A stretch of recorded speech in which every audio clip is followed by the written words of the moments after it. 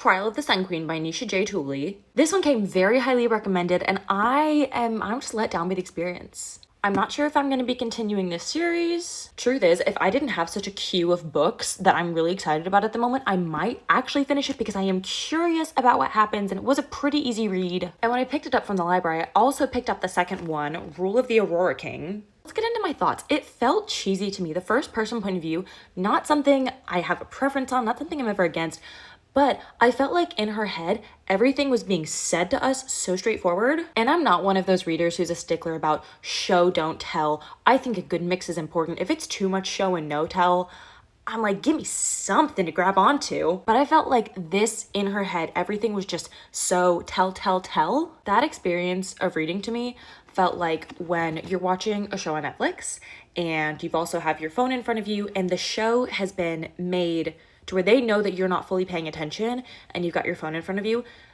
That's how reading this felt. It felt like it was written knowing that you're not fully paying attention to it and it needs to give you everything. I liked the plot. I liked the ideas.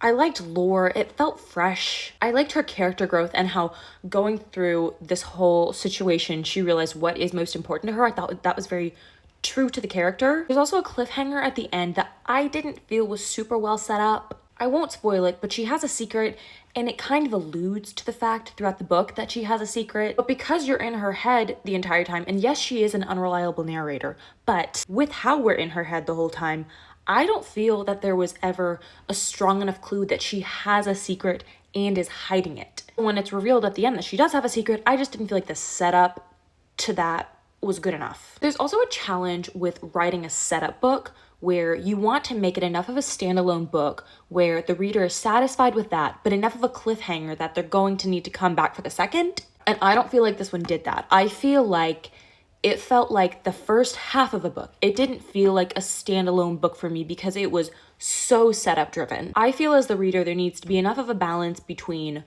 a cliffhanger as a setup, but closure and some questions answered. I don't feel like that balance was struck. In that sense, I'm unsatisfied with this. This is a games and trials book, and in the end, there's a final trial that breaks her, and it breaks her to the point where she decides that she wants to be done with all of this. And I really think that makes sense, but I don't feel like the outcome was earned. Like, we didn't see her wrestling throughout with the idea of this is crossing my line. I can't go any further. This is breaking me. Those are my feelings on Trial of the Sun Queen.